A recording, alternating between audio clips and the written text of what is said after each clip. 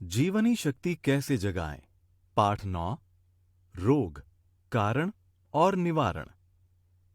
सीमित अर्थ में रोगों का अर्थ शारीरिक कष्टों से समझा जाता है, परंतु वास्तव में मानव के 5 स्तरों पर होने वाले रोग निम्न हैं। पहला, शरीर स्तर पर रोग, बीमारियां। दूसरा, इंद्रियों के स्तर पर, कमजोरी, थकावट या शक्तिहीनता।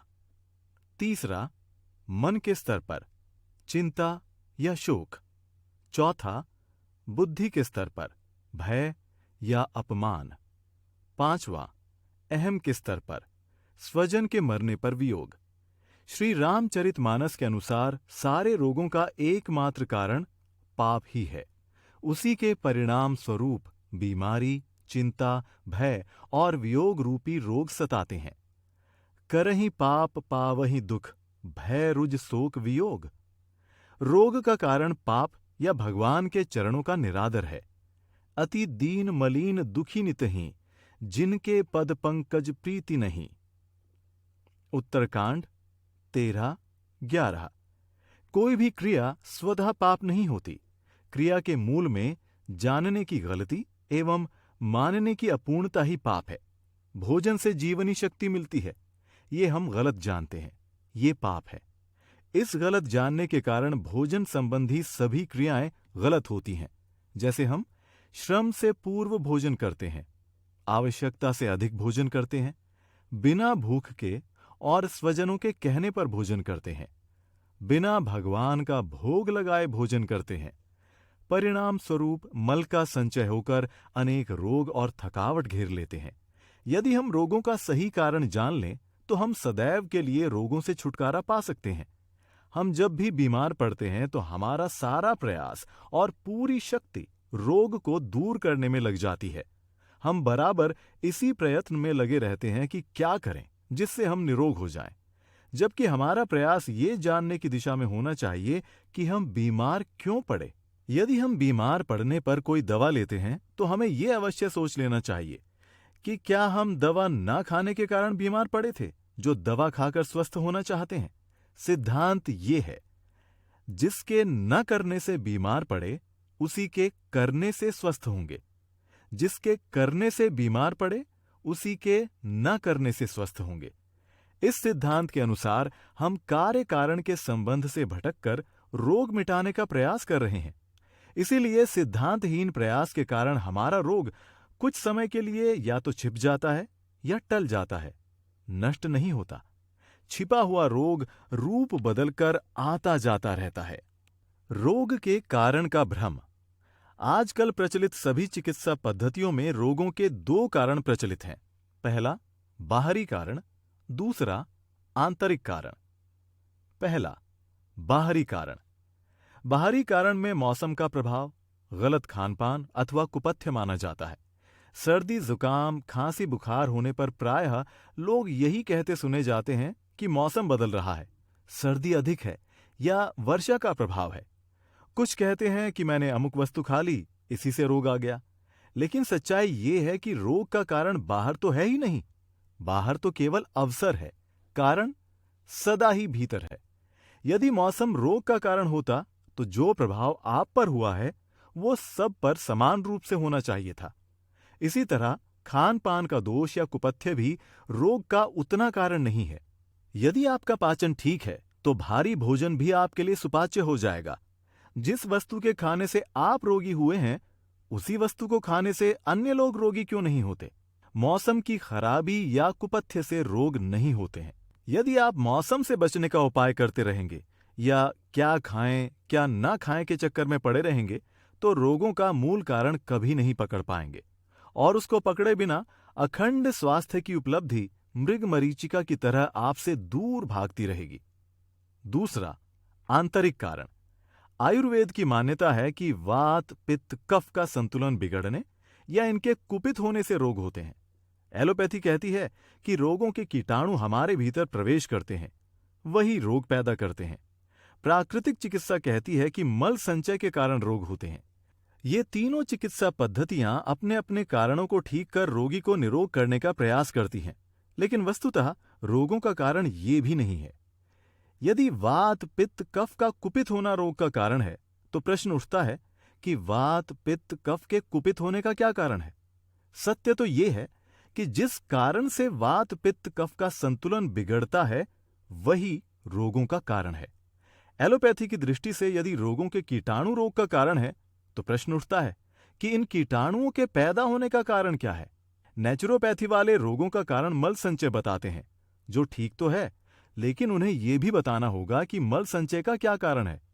एक बार आप संचित मल को निकालकर रोगी को निरोग तो कर सकते हैं, लेकिन मल संचय तो फिर भी होगा, क्योंकि इसका कारण आप नहीं जानते। सभी कारणों का निवारण शरीर के स्तर पर। Doctor R.T. ट्रॉल MD की परिभाषा सत्य है। वे कहते हैं, शरीर से, शरीर द्वारा, शरीर से मल निष्कासन की प्रक्रिया का नाम ही रोग है। शरीर के अंदर विकार ही रोग के मूल कारण है, क्योंकि ये ही रोग के कीटाणुओं को जन्म देते हैं, उन्हें अपनी ओर खींचते हैं। मल ही उनका भोजन है। कहावत प्रसिद्ध है, जहां कूड़ा वहां कीड़ा। कूड़े के अभाव में कीड़ा टिक नहीं सकता। जिस प्रकार धरती की गंदगी अनेक प्रकार के कीड़ों को जन्म देती है, उसी प्रकार शरीर के अंदर के विकार ही नाना प्रकार के रोगों के कीटाणुओं को पनपने के लिए उपयुक्त आधार प्रदान करते हैं। भोजन शरीर के कोशों का निर्माण करता है और स्वास्थ्य के लिए उपयोगी ही नहीं वरन आवश्यक भी है, परंतु आवश्यकता से अधिक भोजन खाने पर पाचन पर कुप्रभाव पड़ता है। ऐसा होने पर लिवर, गुर्दों एवं रक्त संचार प्रणाली पर काफी दबाव बढ़ जाता है, जिससे मस्तिष्क से संचालित होने वाली नसों में संचार व्यवस्था को भी तनाव का सामना करना पड़ता है, और इस प्रकार शरीर में एक दूषित चक्र बन जाता है जो हानिकारक होता है। यदि ये प्रक्रिया कुछ दिनों तक लगातार चलती रहती है, तो वो अवस्था आ जाती है जब व्यक्ति की जीवनी शक्ति संतुलन बनाए रखने में असमर्थ हो जाती है। तब संतुलन स्थापित करने के लिए प्रकृति जो प्रक्रिया अपनाती है, वो रोग कहलाता है। भोजन का गलत उद्देश्य लेकर भोजन करने से ही हमारे शरीर में मल संचय होता है। ये मल संचय ही अनेक रोगों को जन्म देता है। चिकित्सा विज्ञान इस बात को स्वीकार करता है कि शरीर में विकारों का संचय होता है। ब्रिटेन में किए गए एक सर्वेक्षण से यह तथ्य सामने आया है कि एक अस्पताल में विभिन्न रोगों से पीड़ित रोगियों में से 90% रोगियों की आंतों में मल एकदम सूख गया था। वो इतना कड़ा था कि चाकू से बड़ी कठिनाई से कटता था। इससे स्पष्ट है कि पोषण से कहीं अधिक आवश्यकता मल को निकालने की है। यदि रोग का कोई लक्षण प्रकट होते ही संचित मल निकालने के उपाय किए जाएं, तो कुछ ही दिनों में शरीर पूरी तरह निरोग हो सकता है। इन उपायों में सबसे अच्छा उपाय उपवास है। उपवास काल में जीवनी शक्ति अधिक वेग से भीतर की सफाई करते हुए सभी संचित मलों को थोड़े ही समय में निकालकर रोग मुक्त कर देती है। उपवास के द्वारा न केवल पुराने रोगों से ही छुटकारा मिल सकता है, बल्कि भविष्य में भी रोगों के आने की संभावना मिट सकती है। इससे जीवनी शक्ति पर पड़ा हुआ बोझ कम हो जाता है और वो और तेजी के साथ शरीर को निरोग बना देती है। रोग की दशा में किसी भी प्रकार का भोजन पहुंचने से रोग बढ़ता है तथा रोगी की आंतरिक दुर्बलता बढ़ती जाती है। जैसे किसी चिकनाई पड़े वस्त्र में किसी रस को सोखने की शक्ति समाप्त हो जाती है और गर्म जल में उस कपड़े को उबालकर ही उसकी वो शक्ति वापस लाई जा सकती है, उसी प्रकार जब तक उपवास द्वारा अपनी जठराग्नि में पड़ी पेट व आंतों की चिकनाई को साफ न कर लें, तब तक वो इस योग्य नहीं हो सकती कि वो भोजन का रस सोख कर शरीर के लिए उससे वांछित पोषण प्राप्त करा सके। यदि श्रम के बाद भोजन और भोजन के बाद विश्राम का क्रम अपना लिया जाए, तो पाचन क्रिया सही ढंग से कार्य करने लगेगी और मल विसर्जन भी संतोषप्रद ढंग से होने लगेगा। सही ढंग से मल विसर्जन का परिणाम ये होता है कि उसके बाद शरीर में स्फूर्ति आती है और क्रिया शक्ति बढ़ जाती है। जब मल विसर्जन के बाद भी शरीर में भारीपन महसूस हो, तो समझना चाहिए कि आंतों में अभी काफी मल भरा है। जब इस संचित मल को निकालने का प्रयास नहीं होता है, तो मनुष्य रोगग्रस्त हो जाता है। पर रोग आने पर भी मनुष्य सचेत नहीं होता और न इस बात का ही पता लगाता है कि रोग क्यों आया और कहां से आया। ऐसा जाने बिना ही वो औषधियों की शरण में चला जाता है। वो ये समझने का प्रयत्न नहीं करता कि रोग तो शरीर में अनावश्यक मल संचय का परिणाम मात्र है और उस मल के निकलते ही रोग स्वतः चला जाएगा। जब ऐसा ना करके वो औषधियों के चक्कर में पड़ जाता है तो उसके लिए उस चक्कर से निकल पाना कठिन हो जाता है। औषधि कभी कभी कुछ समय के लिए रोगों के लक्षणों को दबा देती है और रोगी भला चंगा दिखाई देता है, किंतु मूल में रोग होने से उससे छुटकारा नहीं मिलता। रोग की ऐसी अवस्था में जब पौष्टिक आहार अथवा टॉनिक द्वारा शरीर सुधार की आशा की जाती है, तब निराशा ही हाथ लगती है, क्योंकि मल के कारण आंतों की मल निकालने की क्षमता नष्ट हो गई होती है। जिसे हम रोग समझते हैं, वो प्रकृति द्वारा संचित मल को बाहर निकालकर शरीर को शुद्ध करने का ही एक प्रयास है। भगवान भूख के रूप में प्राणी मात्र में विद्यमान है। इस नाते हमें अपनी खुराक का चौथाई पहले प्रभु अर्पण करके फिर शेष 3 भाग को प्रसाद रूप में ग्रहण करना चाहिए। यही भगवान के चरणों का मुख्य आदर है, और ऐसा न करना भगवत चरणों का निरादर है। सभी सद्ग्रंथों ने अकेले खाने को पाप माना है। श्रीमद् भागवत ने बिना अर्पण किए भोजन करने को दंडनीय अपराध घोषित किया है। यावद भ्रियते जठरम तावत स्वत्वम ही देहिनाम, अधिकम यो भिमन्येत सास्तेनो दंडमर्हति। अर्थात जितने से मनुष्य का पेट भरे उतने पर ही उसका अधिकार है।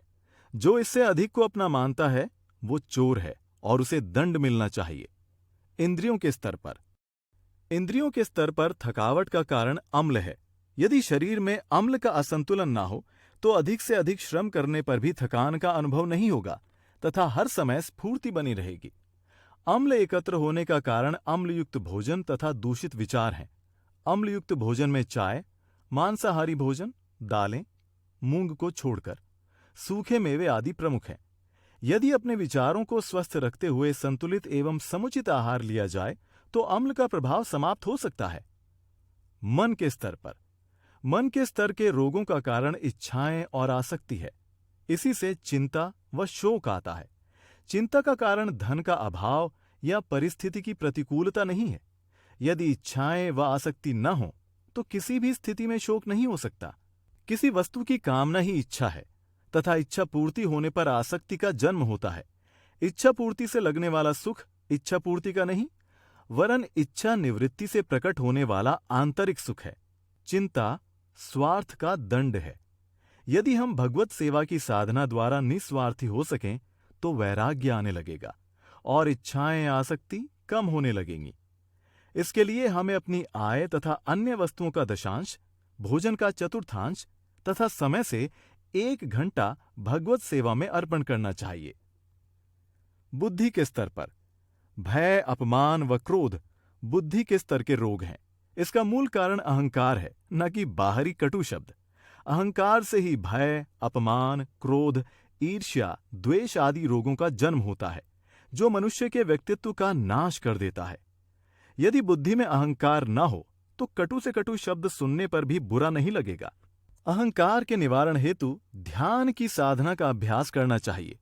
दिन भर में 3-4 बार आंख बंद करके बैठने से अंदर का ज्ञान प्रकट होता है। तब चेतना मान, अपमान, भय व क्रोध से ऊपर उठने लगती है। अहम के स्तर पर स्वजनों की मृत्यु पर लगने वाला वियोग का दुख ही अहम के स्तर का रोग है। इस दुख का कारण स्वजनों की मृत्यु नहीं, वरन हमारे अहम में उनके प्रति मिथ्या अपनत्व है। यदि मिथ्या अपनत्व न हो तो किसी के भी मरने पर वियोग का दुख नहीं सताता, क्योंकि अपनत्व का संबंध तो केवल परमात्मा से ही है। उसी परमात्मा के हम अंश हैं और परमात्मा से कभी वियोग होता नहीं, अतः रोना कैसा। यदि भगवान के प्रति ऐसा समर्पण हो जाए तो इस रोग से मुक्ति मिल सकती है। संबंधियों के प्रति कर्तव्य है, अपना तो केवल भगवान है। उपरोक्त सारे स्तर एक दूसरे को प्रभावित करते हैं, अतः रोग मुक्ति एक विशाल शब्द है और स्वास्थ्य भी स्व अर्थात अपने स्वरूप में स्थित होना है। इसीलिए सभी स्तर की साधना एक साथ चलानी है, तभी संपूर्ण रोगों से मुक्ति होगी, पाप समाप्त होंगे तथा पाप के परिणाम भी। सभी स्तरों की विस्तृत साधना हेतु पढ़ें योगी और योग साधना।